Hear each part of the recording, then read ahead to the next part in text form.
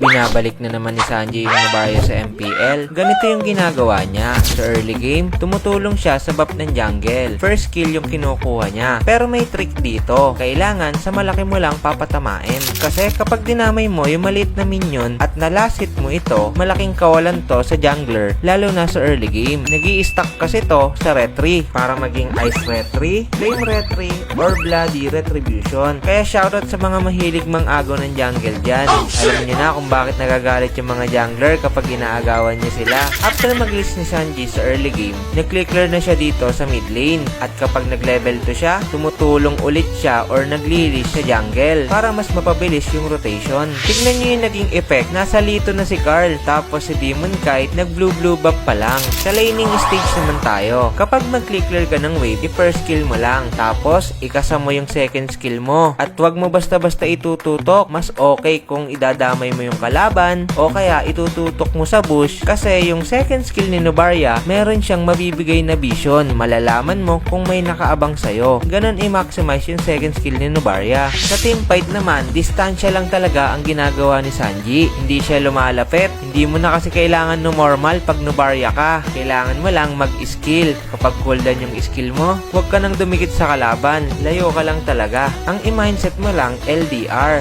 Mahirap lang talaga siya sa umpisa. Mag-o-overthink ka kasi nga kailangan mong lumayo. Pero okay lang yan. Masasanay ka din. Basta lagi mo lang gamitin si Novaria. Kapag tapos ng teamfight at wala ka nang magawa, pwede kang mang-steal ng buff. Dito magandang itutok yung second skill ni Novaria pag sa red buff. Dito naman maganda itutok pag sa blue buff. Bakit? Kasi high chance nilulure ng mga jungler sa gilid ang buff para hindi makita ng kalaban. Kaya malaki ang chance na maagaw mo ito kapag dito mo tinutok. Sa objective naman, ito ang mga tips natin. Pwede mong isabay yung second skill mo sa jungler mo para mas malaki yung chance na makuha nyo yung turtle or lord. Mas okay kung may kaduo ka kasi madaling i-communicate. Kaya lang, pag solo player ka, i-timing mo na lang. Sa 5 man naman, ito yung tips ko pag gagamit ng Novaria. Diba, nasanay tayo na sinasabay yung second skill retry. Ang gawin mo, i-fake mo lang na itatama mo yung second skill mo. E-expect ng kalaban, i-retry niya agad. Pero hindi mo pala talaga itatama yung second skill mo. Ibabato mo lang sa malapit ng lord or turtle para magmukhang itatama mo talaga. Ang mangyayari nun, mag-early retry yung kalaban. Basta make sure na i-communicate mo ito sa jungler mo. Baka kasi siya yung malito.